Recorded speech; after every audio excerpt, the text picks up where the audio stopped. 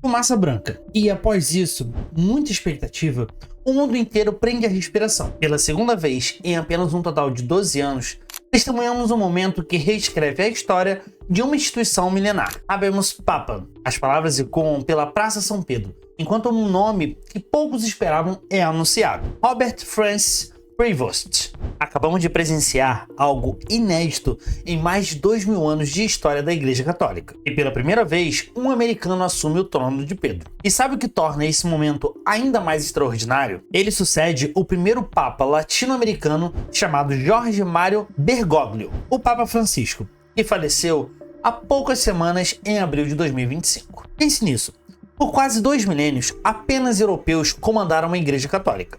Agora, de repente, temos 2 papas do continente americano em sua sequência. O que está acontecendo nos corredores do Vaticano? O que essa mudança significa para os mais de 1,3 bilhões de católicos espalhados pelo mundo? E mais importante, quem são esses homens que estão redefinindo uma das instituições mais antigas e poderosas do planeta? Hoje vamos mergulhar nessa história fascinante, da infância humilde de um menino argentino, filho de imigrantes italianos, até o momento histórico em que um americano nascido em Chicago se torna o novo pontifício da história. Esta é uma jornada de transformação, resistência e surpresa que está mudando para sempre o rosto da Igreja Católica. Prepare-se para conhecer o legado do Papa Francisco e o que podemos esperar desta nova era com o Papa Leão XIV. A nossa história ela começa lá em 17 de dezembro de 1936, quando um pequeno garoto chamado Jorge Mário Bergoglio nasceu em Buenos Aires, na Argentina, filho de imigrantes italianos que fugiram do fascismo de Mussolini. Jorge assim cresceu num lar bem simples, tá? Com o pai trabalhando como ferroviário e a mãe cuidando da casa e dos 5 filhos totais. E olha só que curioso, o cara que hoje todo mundo conhece como Papa Francisco, ele começou a vida profissional dele bem longe da igreja. Ele se formou como técnico em química e já trabalhava num laboratório quando sua vida tomou um rumo completamente diferente. Aos 20 anos, durante uma confissão na festa de São Mateus, até então vamos chamá-lo de Jorge, tá? Ele sentiu aquele estalo, como se algo dentro dele dissesse que sua vida ela tinha um outro propósito. E ele largou tudo. E em 1958 ele entrou para a Companhia de Jesus, os jesuítas, uma ordem religiosa conhecida pela disciplina bem rígida e pelo foco na educação. Logo no começo desse caminho, ele enfrentou uma barra extremamente pesada. Ele pegou uma infecção pulmonar tão grave que os médicos tiveram que remover parte do seu pulmão direito. Ele quase bateu as botas literalmente, tá? E esse problema de saúde seria um companheiro para o resto da vida dele. Mesmo com diversas adversidades, o jovem Bergoglio, depois de uma longa formação, foram 11 anos totais. Então, ele foi ordenado padre em 1969. E não demorou para mostrar que tinha talento para liderança. Ele foi professor, formador de novos jesuítas e com apenas 36 anos, ele já era chefe dos jesuítas lá na Argentina. E aqui é que a coisa ela começa a ficar bem complicada.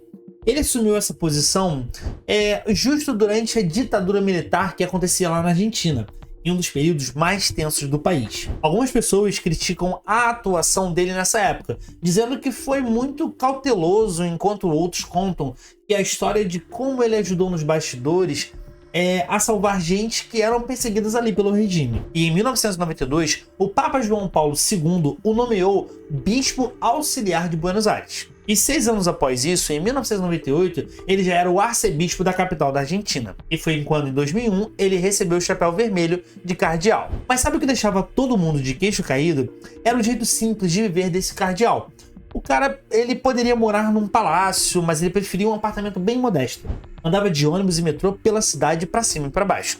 Ele cozinhava as suas próprias comidas, vivia visitando as favelas e os bairros pobres lá de Buenos Aires. Não é à toa que ele ganhou o apelido ali de Cardeal do Povo. Lá, em 2005, quando o João Paulo II ele veio a falecer, Bergoglio então quase virou Papa. Foi o segundo mais votado no conclave e acabou elegendo o Papa Bento XVI.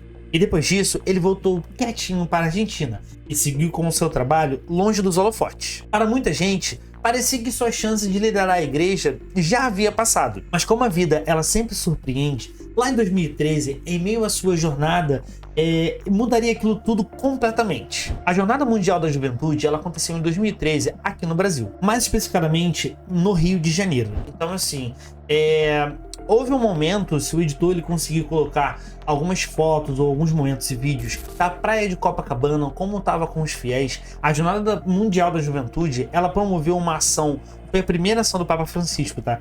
E ele trouxe muita devoção, muita fé para a igreja de modo geral. E ele mostrou quanto os jovens eles eram ainda tementes ao catolicismo, a Deus de modo geral e também a Jesus, que é o que prega dentro da igreja. Mas vamos voltar aqui para a linha de raciocínio. Em fevereiro de 2013, o mundo foi surpreendido.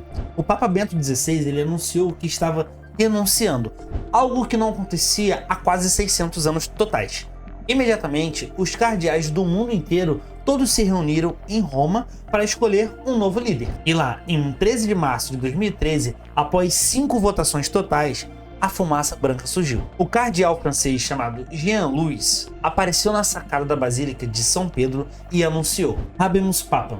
O escolhido era Jorge Mário Bergoglio, que adotou o nome de Papa Francisco. E logo ali na sua primeira aparição como Papa, Francisco então já mostrou que seria diferente. Em vez de vestes tradicionais, cheia de adornos, ele apareceu com uma simples batina branca. E antes de abençoar a multidão, ele pediu para que o povo rezasse por ele. Ele curvou a sua cabeça em silêncio enquanto a praça inteira orava. Um gesto simples, mas bastante poderoso. Cara, chega a me arrepiar aqui. E a escolha do nome também foi significativa. Francisco em homenagem a São Francisco de Assis, o santo conhecido pelo amor aos pobres, à natureza e pela vida bem simples. Era a primeira vez na história que um papa escolhia esse nome. Como papa, Francisco continuou com seu estilo bem simples. Recusou-se a morar no Palácio Apostólico e escolheu um apartamento bem modesto na Casa Santa Marta. Ele dispensou o carro papal luxuoso em favor de modelos mais simples e costumava parar para abraçar as pessoas, beijando crianças e abençoar também doentes. E ele fez um feito também completamente diferente. O carro papal ele é blindado nos 4 cantos, né? E Papa Francisco ele ordenou que tirassem parte dessa blindagem para que ele tivesse contato direto com o público. Mas engana-se quem pensa que essa simplicidade significava um papado sem ação. Francisco ele promoveu grandes mudanças dentro da Igreja Católica, umas bem vistas por uns e não tão bem vistas assim por outros. E uma das primeiras áreas que ele chegou a mexer foi nas finanças do próprio Vaticano. O Banco do Vaticano ele é conhecido como IOR. Ele tinha fama de falta de transparência, tá? Francisco, então, ele implementou reformas urgentes, contratou auditorias e não hesitou em afastar alguns cardeais que estavam envolvidos em escândalos financeiros. O caso mais famoso foi o do cardeal Ângelo Bettil, que assim perdeu seus direitos cardinalícios após acusações de má gestão de fundos do Vaticano. Outro tema que Francisco ele enfrentou de frente foram os abusos sexuais dentro da igreja. Ele implementou a política de tolerância zero, facilitou a denúncia de casos e chegou até mesmo a determinar a prisão de um ex-embaixador da Santa Fé, acusado de abusos sexuais. Durante seu pontificado, Francisco publicou documentos importantes que ajudaram a definir sua visão para toda a igreja. Um dos mais famosos foi a encíclica Laudato Si, de 2015, que falava sobre a responsabilidade ambiental, chamando atenção para a crise climática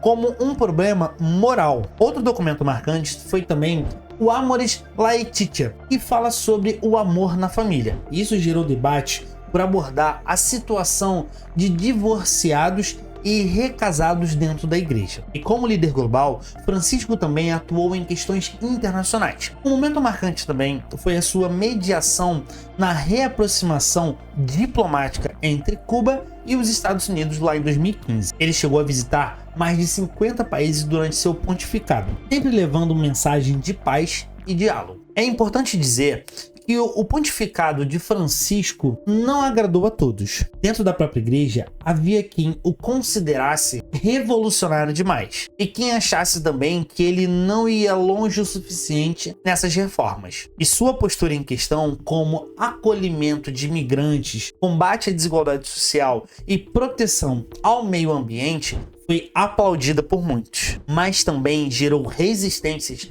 especialmente em setores mais conservadores dentro da igreja e também da sociedade. Nos últimos anos, para vocês terem uma ideia de seu pontificado, Francisco enfrentou problemas de saúde relacionados à sua idade e também à sua antiga questão pulmonar. E mesmo assim, ele manteve uma agenda bem intensa até seus momentos finais. E na minha opinião, um dos momentos mais marcantes do Papa Francisco dentro do seu pontificado também foi no momento de pandemia, onde o mundo inteiro se resguardava, foi quando ele andou sozinho até a Praça de São Pedro para orar por todos nós, sem exceção. E esse foi um momento bem marcante, que eu lembro muito bem do tamanho da sua fé. Tanto que, ao seu falecimento, esse vídeo ele circulou nas redes sociais como um momento muito marcante do Papa Francisco. Em 21 de abril de 2025, aos seus 88 anos, o Papa Francisco ele veio a falecer, deixando um legado de 12 anos de transformação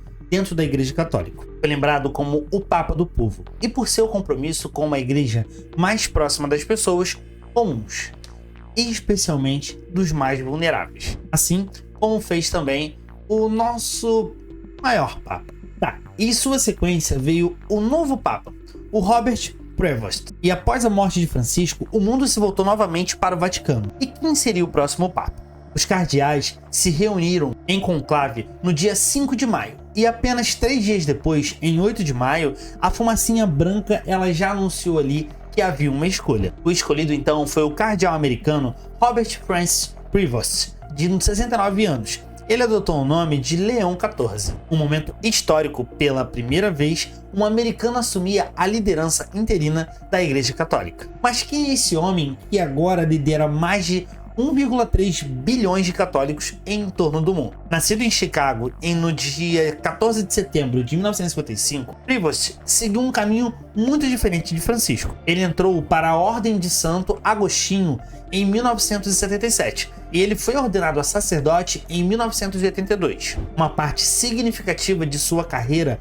ela foi dedicada ao trabalho missionário lá no Peru, onde passou quase 2 décadas. Lá ele se tornou bispo de Chiclayo, ganhando experiência em uma região onde a Igreja Católica ela enfrenta desafios bem importantes. Deixa eu voltar um pouquinho. Em 2023, o Papa Francisco ele o nomeou para o cargo poderoso no Vaticano. Ele foi prefeito do Discatério para os bispos, o órgão responsável por supervisionar as nomeações de bispos em todo o mundo. E esta posição o colocou ali no centro da administração da igreja. A escolha do nome Leão XIV também é significativa. Ele faz referência ao Leão VIII, que foi papa entre 1878 e 1903, e ficou conhecido por modernizar o ensino social da Igreja Católica com a encíclica Rerum Novarum. Não sei se é esse o nome certo não, tá? Ele abordava questões trabalhistas e sociais. Questa è la pace di Cristo risorto.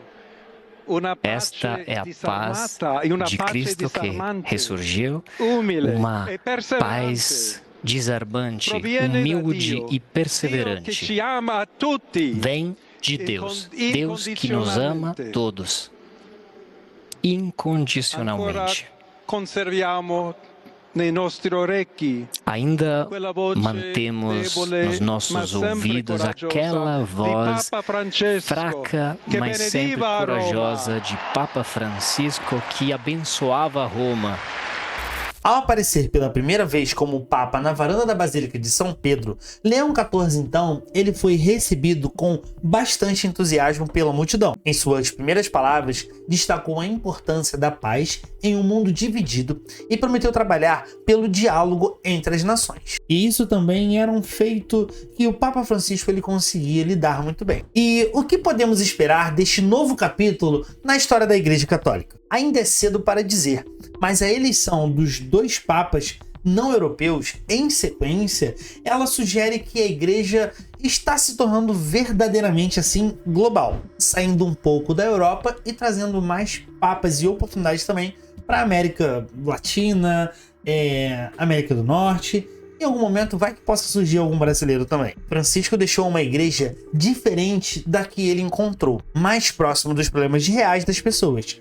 e muito mais transparente em suas finanças e mais firme também contra abusos internos. Agora, Leão XIV, ele assume esse legado e enfrentará seus próprios desafios em um mundo marcado por diversos conflitos, desigualdades e rápidas mudanças sociais. Independentemente da fé de cada um, estamos testemunhando momentos históricos que afetam uma instituição mais antiga e, cara, mais influente do mundo, sim. E essa história, ela continua se desenvolvendo bem diante dos nossos olhos. Agora, uma dúvida: o que você achou da escolha do novo Papa? Eu quero saber a sua opinião. Comenta aqui embaixo. E se você gostou desse vídeo, deixa seu like aqui embaixo também. Se inscreve no nosso canal para que possamos crescer juntos. Ativa o sininho aqui também, ó. Ele é muito importante para que você esteja sempre conectado conosco. Hoje eu vou terminar de um jeito um pouquinho diferente, tá? Então, em nome do Pai, do Filho e do Espírito Santo. Amém.